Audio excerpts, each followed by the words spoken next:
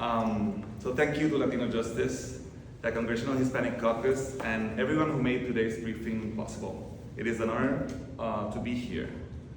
As they said, my name is Dr. Miguel Vázquez Rivera. I am a licensed clinical psychologist, the executive director and co-founder of True Self Foundation. And for more than 20 years, I have worked alongside the LGBTQ community across Puerto Rico.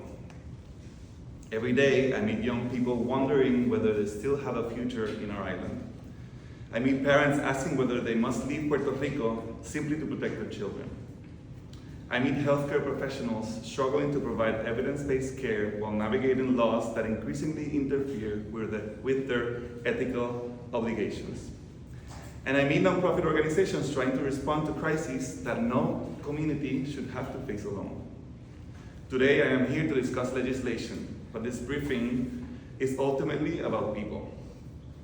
It is about what happens when public policy tells an entire community that they are less deserving of dignity, protection, and opportunity. Puerto Rico is often discussed in Washington through the lenses of disaster recovery, fiscal policy, or political status. Those conversations, of course, are very important. But today, I ask you to recognize another reality. A human rights crisis is unfolding in Puerto Rico. One that disproportionately affects LGBT+ people, particularly transgender and non-binary Puerto Ricans. Because legislation does more than regulate behavior. It shapes institutions, influences culture, determines access to healthcare and education, and sends a powerful message about whose lives deserve protection. Puerto Rico is home for more than 3 million US citizens. The challenges I will discuss today are not foreign issues. They are American civil rights issues. They are public health issues, and they deserve the attention of Congress. Before discussing the laws themselves, it is important to understand the context in which they are unfolding. Puerto Rico has spent nearly a decade moving from one crisis directly to another.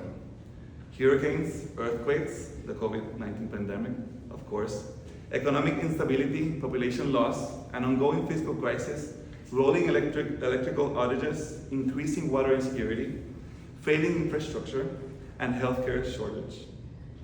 These challenges affect every Puerto Rican, but for LGBT+ people, they are compounded by another burden, discrimination. This is where the minority stress model, developed by psychologist Dr. Ilan Mayer at UCLA, helps explain what we are seeing.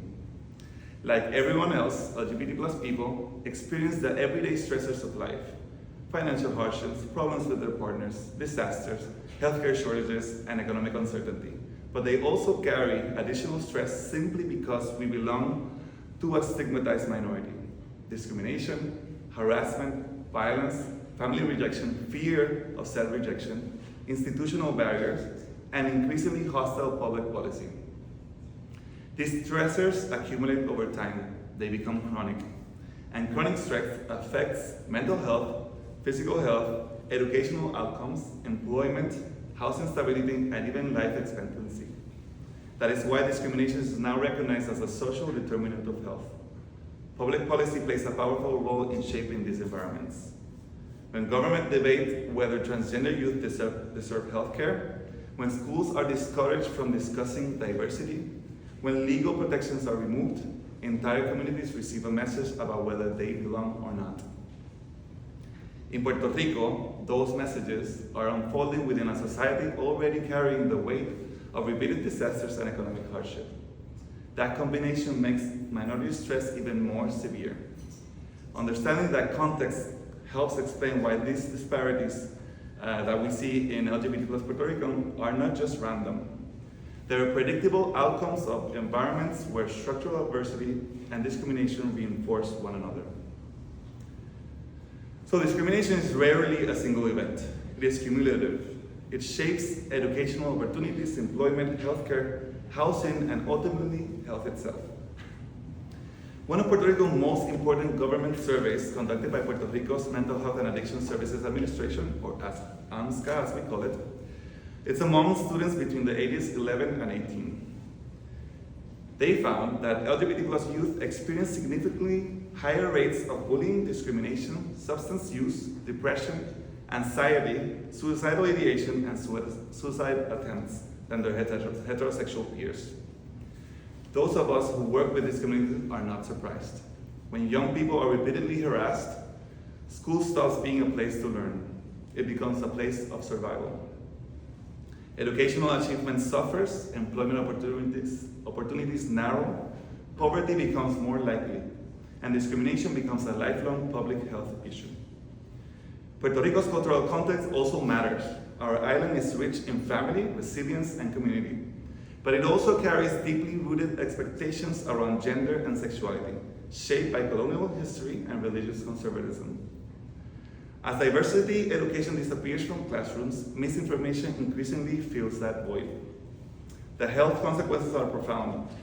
Compared with heterosexual youth, LGBT+ students report substantially higher rates of alcohol, tobacco, marijuana, and other substance abuse. More than 43% report symptoms of depression, compared with about only 16 of heterosexual students.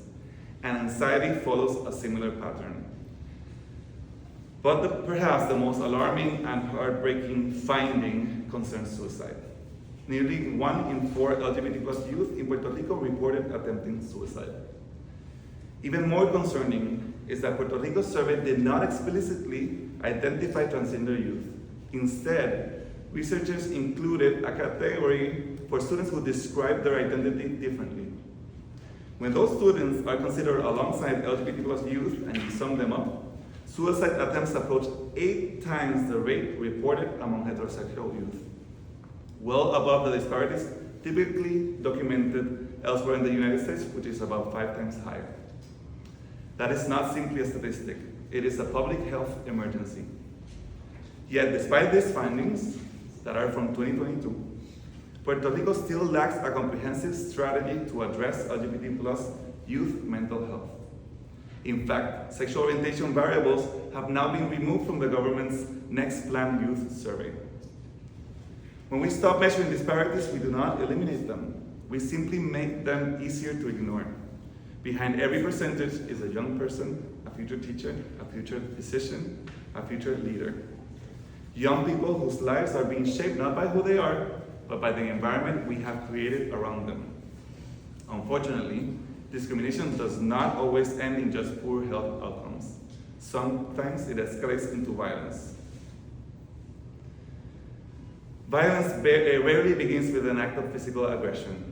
It begins with language, with stereotypes, with misinformation, with public rhetoric that portrays certain groups as threats or less deserving of protection. When prejudice becomes normalized, violence becomes more likely.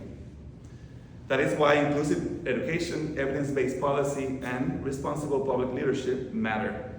They help prevent violence before it occurs. Puerto Rico has witnessed this progression too many times. Many remember Alexandra Negron Luciano, whose public humiliation on social media was followed by her persecution and murder in 2020.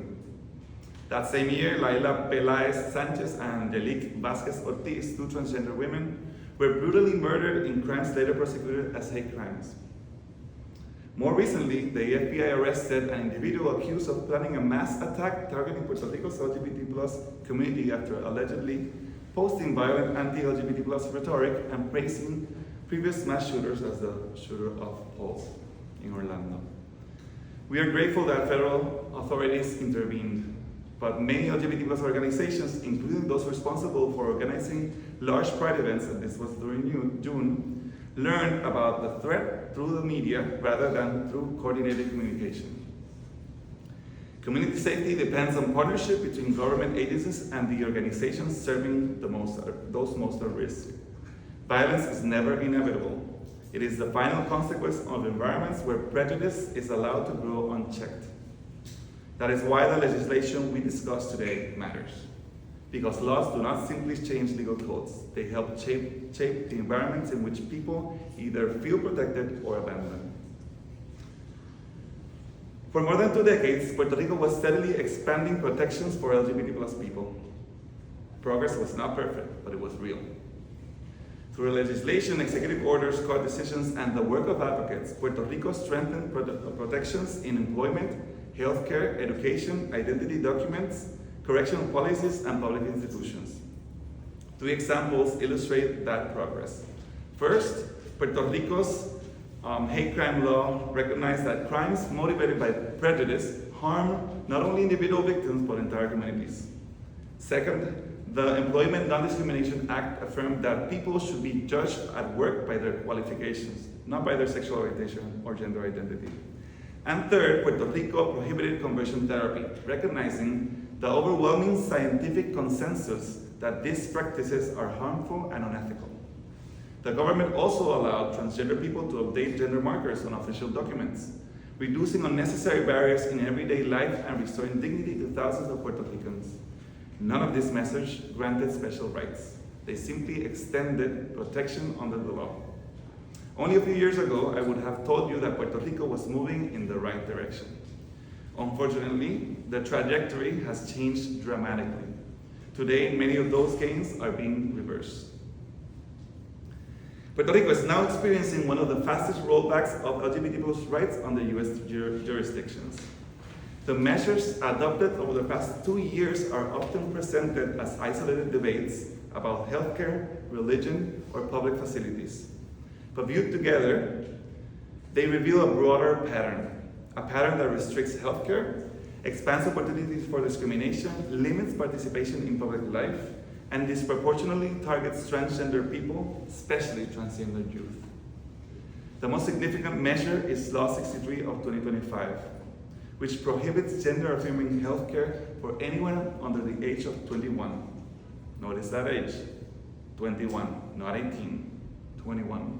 Among US jurisdictions, this is one of the most restrictive laws enacted to date. As a psychologist, I want to emphasize that gender-affirming care follows internationally recognized clinical guidelines and is supported by every major medical organization in the United States. Also, it is an evidence-based treatment. These are not rushed decisions. They are individualized, multidisciplinary, and carefully evaluated.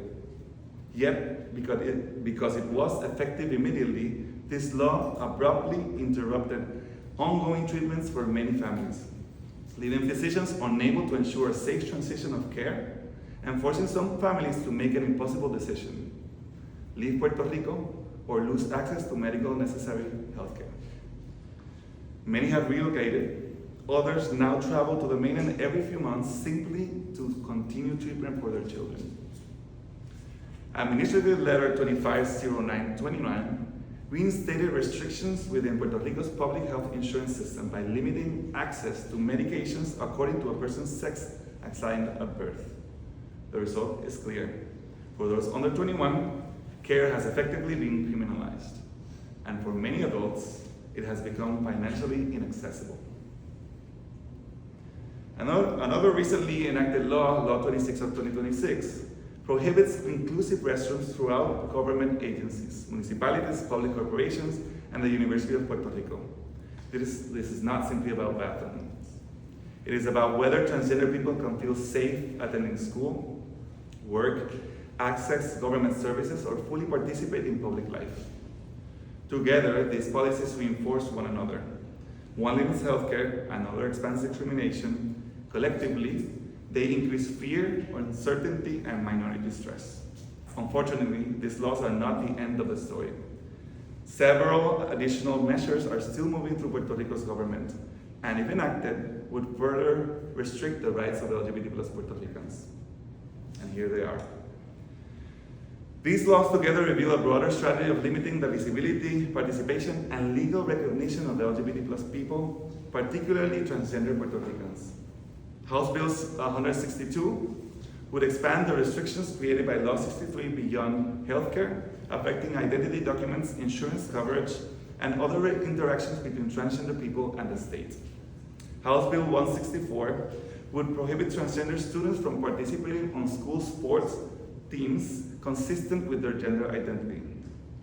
Supporters often frame this as a debate about unfair competition, which scientific evidence does not support, by the way.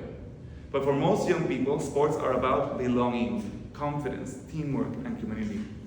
For students who already experience disproportionately high rates of bullying and isolation, exclusion from these opportunities in life sends a much broader message that there is no place for you.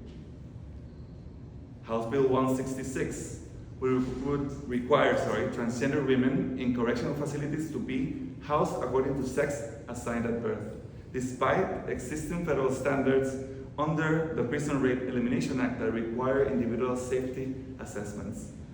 Of course, we don't have to mention that transgender women are disproportionately affected by violence and harassment in a correctional facility. House Bill 131 would allow faith-based adoption agencies to refuse otherwise qualified same-sex couples while receiving legal immunity. The overwhelming scientific evidence is clear. Children raised by same-sex parents do just as well as those raised by different sex parents. What matters is not the gender or the sexual orientation of the parents, but the presence of love, stability, and support. Other proposals would recognize only biological sex in government documents, prohibit inclusive language throughout public institutions, continue challenging recognition of non-binary identities, and reverse protections for LGBT+ students previously adopted by the University of Puerto Rico. Viewed individually, again, these proposals may appear limited. Viewed together, they tell LGBT+ Puerto Ricans something very different, that every legislative session may bring another restriction, another right question, another barrier to societal participation. Living under that constant uncertainty is itself a form of minority stress. Families ask whether they should move. Healthcare professionals wonder whether they can continue practicing ethically. Young people question if life is worth it and contemplate suicide. This is becoming one of the greatest burdens our communities carry or have ever carried. So this regression is not simply our perception. It has been documented by independent organizations that monitor LGBT+ laws across the United States. The Movement Advancement Project evaluates equality protections in every state and territory. And in that one, we're included. Only 2 years ago, Puerto Rico ranked in the middle to upper tier nationally, reflecting decades of gradual progress toward equity. Today, following the passage of multiple anti-LGBT+ measures, Puerto Rico has fallen into the category of only fair equality. The decline did not occur because LGBT+ Puerto Ricans changed. It occurred because our laws changed. Every point lost in these rankings represents real consequences. But another dimension also deserves attention. Puerto Rico's current government continues to pursue closer political integration with the United States. Yet in doing so, it has increasingly adopted some of the country's most restrictive approaches to LGBT+ rights, rather than its strongest civil rights protections.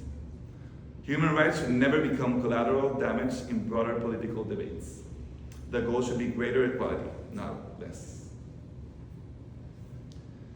So when government fails to meet people's needs, community organizations step in. Across Puerto Rico, LGBT+ nonprofits provide mental health services, legal advocacy, violence prevention, youth programs, emergency assistance, workforce development, research, and public policy advocacy. But as the need for the services has grown, funding has become increasingly difficult.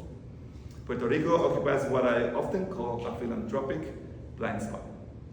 Many US foundations overlook the territories altogether, while many international funders consider Puerto Rico part of the US and direct us back to those domestic funding opportunities.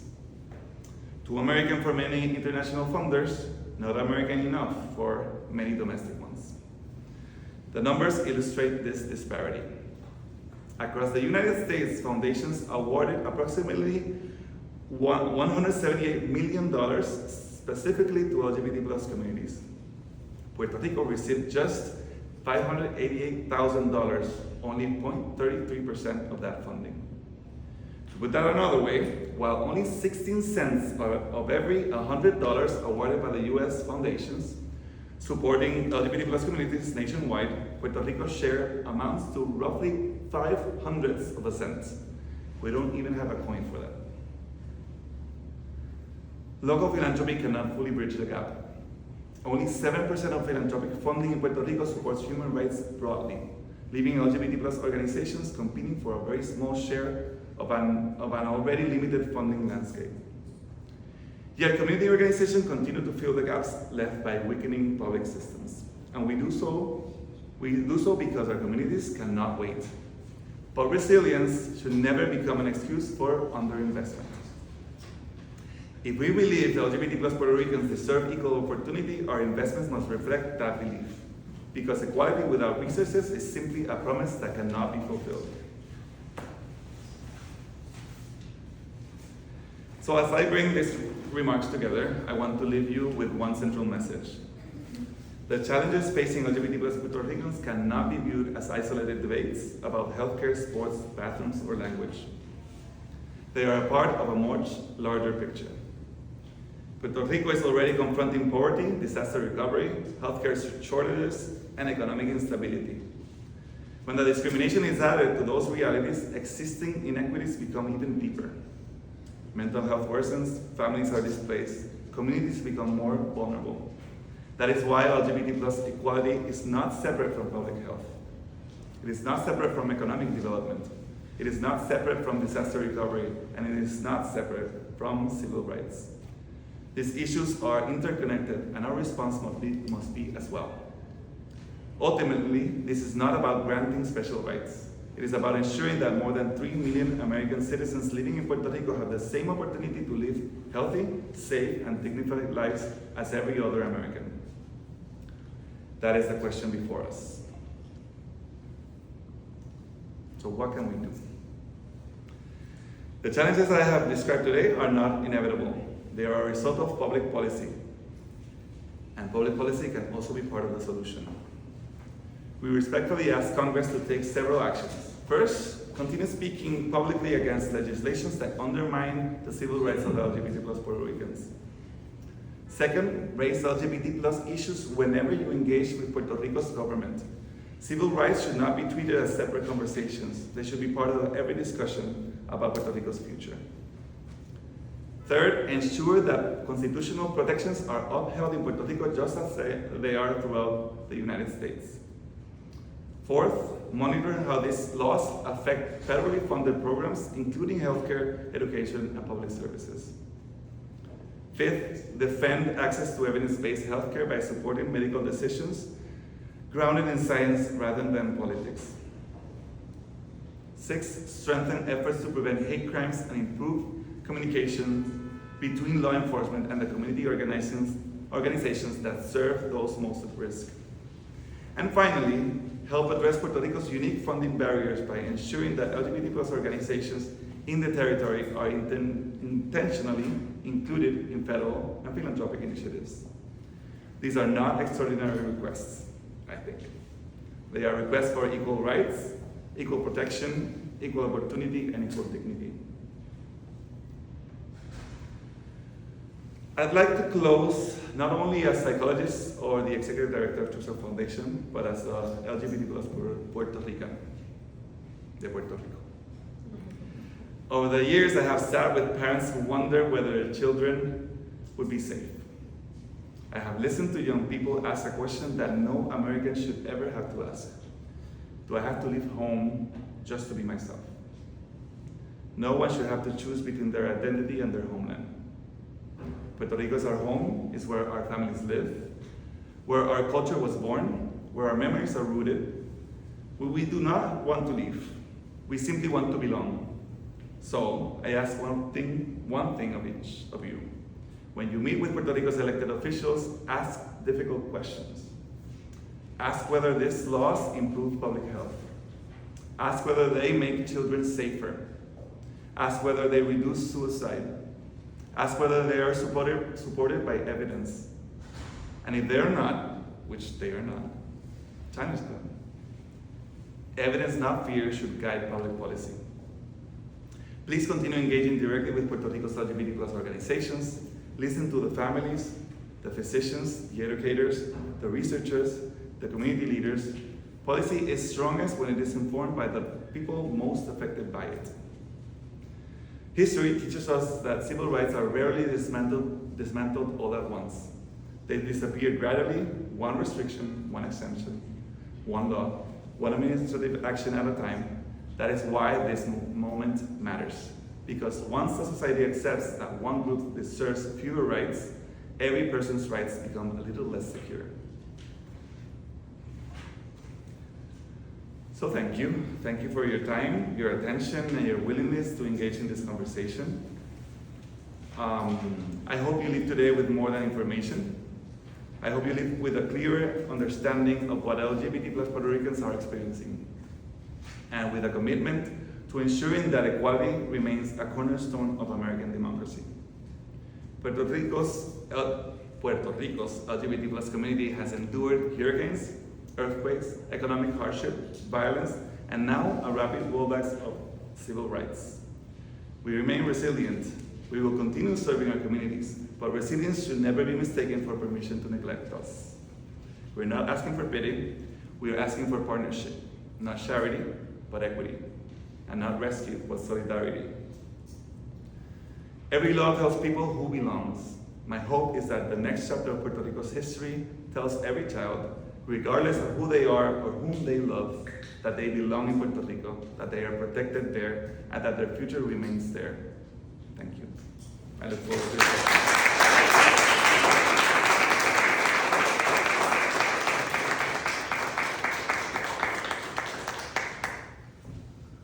Questions, comments, ideas, collaborations? Yeah, so I know you mentioned like a lot of education and spreading awareness about like LGBTQ rights in Puerto Rico. What would you say is one of the biggest things that you want to emphasize to not only the younger people, but also like the older generations within the country? Okay, I got the last part. The first part was, I mentioned organizations. So you mentioned a lot of education within like spreading awareness. So what would you say are one of the biggest like topics to not only tell the younger generations, but also older generations? Yeah, well, Puerto Rico is, there's a lot of machismo, those are, and marianismo, which are gender expectations of what a woman and a man should be. There's a lack of education in terms of expanding those gender roles and expectations. I think that is like the genesis of what we should be teaching at schools. But also, in a more acceptable way for a lot of politicians, teaching about respect of the diversity. You know, there's a lack of doing so, and right now the rhetoric is for hate, for signaling the one that doesn't appear to be the same as you. So what I wish for would be that politicians in Puerto Rico would be more open to have those conversations in younger generations rather than later generations.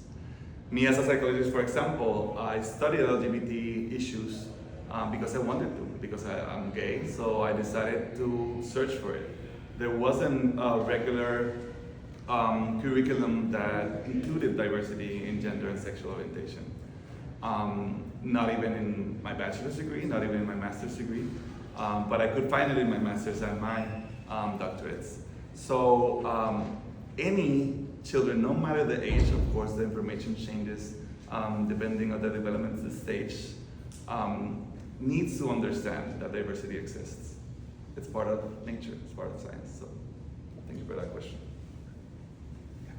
I was just wondering how much time you spent in DC, and were you here for the Pride Parade, and what you thought of some of the other aspects of the nightclub culture and some things about the just recreation in DC as well as policy? I wish I had a better answer for you than the one I'm gonna give you. Since I run Junto Foundation in Puerto Rico, I'm in charge of a lot of events in Puerto Rico during the Pride season. So it's the time when we get most of people donations and acts of appearance and you know celebrating Pride. So I wasn't here for DC, but I have to tell you that the biggest fundraiser that we have in Puerto Rico for my organization is based out of an idea of DC. I came here twice to a Pride event, and I saw they had a 5K.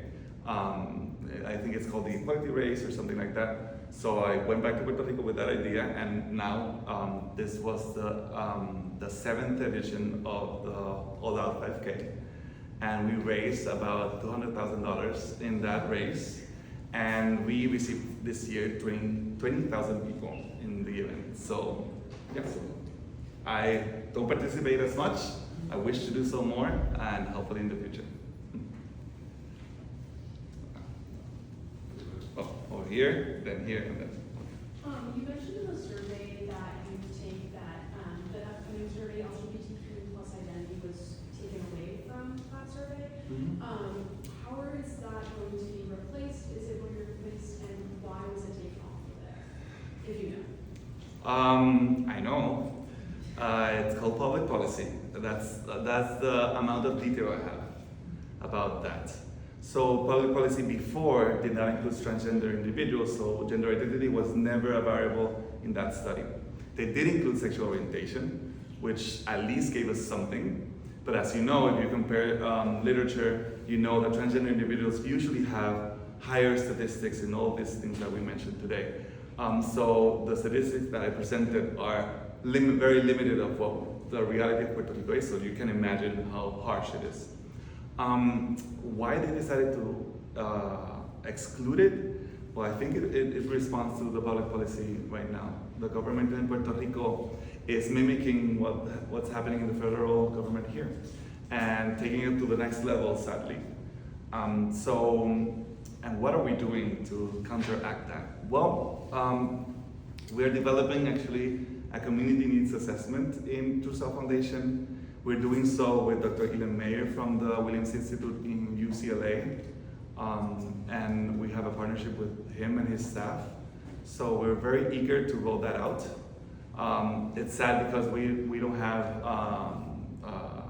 a grant for it. It's gonna be a community partnership, which sometimes runs slower than usually funded initiatives. But we're very excited about it. It would be the first time in that big scale that the community has the data on their side, not from the government. Yeah. It should be responsible of the government, but yeah. One thing here, very informative presentation. So just thank you for laying out a lot of the alarming and horrifying legislation that is being implemented in Puerto Rico. My question was around the funding piece. So I know you mentioned right now there was a lot of challenges because some entities recognize you as a domestic or just Puerto Rico in general, domestic, and others as international. Can you talk a little bit more about how congressional offices can bring awareness to this issue with the stakeholder organizations that we work with or philanthropic organizations to help direct resources to LGBTQ youth and adult organizations in Puerto Rico?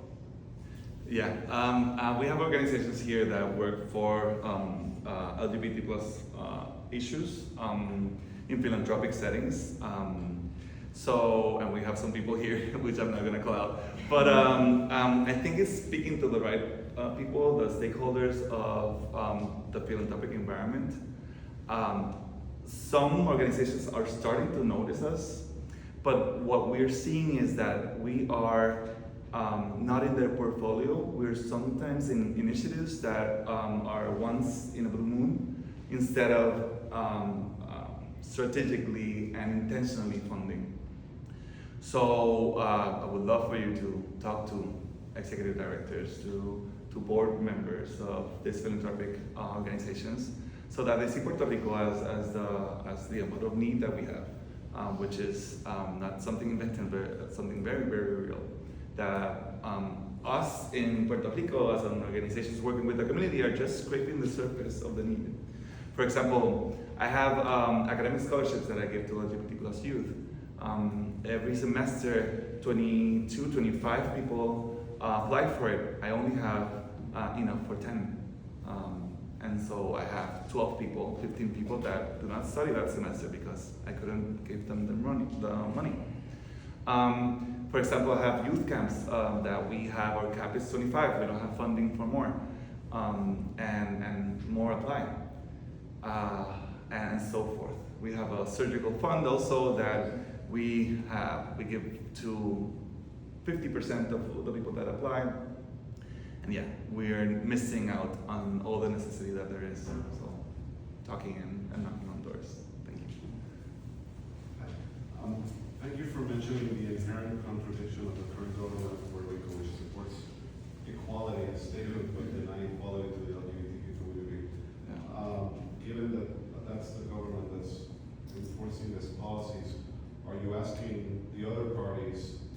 opposition to commit to restoring these rights if they win in 2028. Specifically, obviously, the Commonwealth Party that enacted some of the pro-LGBTQ policies, but their legislators are voting against them now. So yeah, what we're seeing right now is that both parties are voting for this conservative pieces and becoming law. What we're wishing to have an open conversation with, of course, the opposition to open doors and talk about this stuff. I think is super important, and we're starting to have those conversations, or at least opening the doors to have those conversations. You have to know this is the first for True Self Foundation. I am psychologist, community leader, if you want to say that. I work with communities. Doing this is something that we started right now, just because we saw that we need to have a shift in public policy in order to be better. It's not, change cannot be only go through communities. So I was very reluctant to talk to political leaders at first because I thought I knew the answer. I still haven't proven myself wrong. I wish in the future I will. So probably next time I come here and talk to you guys, I hope I have a better outcome. So yeah. No. Thank you for being here. I wanted to ask, I know in Puerto Rico, a lot of these initiatives I feel like are very metropolitan area focused. Mm-hmm. How are we kind of engaging in the more rural parts of the island and like apart from the capital and all of it? So Yeah, great question. And yeah, metrocentrism, as we call it back home, is a real thing. So what we do is that all the funding that we give out, so we are an organization that gives out funding and services as well. So we give funding to people, not to organizations. And all the funding that we have for people, we do it electronically, or we ship them out to the spaces that they're at. So we partner up with organizations in the west side, for example, on the south side and the center area, so that people know what we're doing and what we're handing out. So when we do statistics, we see that a lot of people in the whole island are actually accessing our services and funds. So we're very happy about that. If we had more funding, we would do more camps, for example, which are it's not virtual, it's in-person services. So we would do them more in the west side. We've only been able to do it once, and we already are in the fifth edition of the camp. And one of those was in the west side. So we wish to do more. But yeah, we're aware of it and working hardly. I saw another hand, but yeah. Hi, so I was born in San Juan, Puerto Rico, but I lived in LatinoJustice since I was 2 years old, and I go to like visit my family all the time. My whole dad's side of the family grew up there, and this is really like the first time I'm hearing about the severity of like the LGBTQ issues there. I'm personally bisexual. I've been out since I was 12, like big into that at home, but I'm now extremely concerned about this, and my family in Puerto Rico, like especially with the traditions of machismo and everything, often shies away from discussing these topics. So I guess, what advice would you give for someone who has like such a strong connection to the island but hasn't grown up there, so not as like up to date on everything that's going on, but wants to make an impact both in my family's understanding of issues and my own? Great question. How much time do we have? So yeah, thank you for saying all of that. I think how to support LGBT plus communities back home would be just reaching out to organizations and reaching out to leaders that are working hard for the community. Participating instead of DC 1 year in Pride events, going back home and participating there. There you would see all the diversity that there is in our communities. And I'll tell you something, you don't have to feel bad about hearing all of this now, because in Puerto Rico, this data was not available until last summer, when a whistleblower told the newspaper about this research, which was very much engavetado, which were very much closeted from society.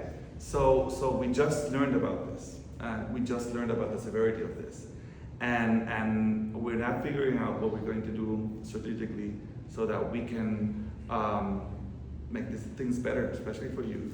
For example, in Puerto Rico, we don't have an LGBT plus clinic or community center, and that's something we're working very hard on it, to see if we can have a drop-in center or a place where teenagers can go and just hang and just be there and receive prevention services and just a safe space, a brave space. So yeah, being involved. So after this all, we exchange numbers. Anyone else? We done? You want some more food?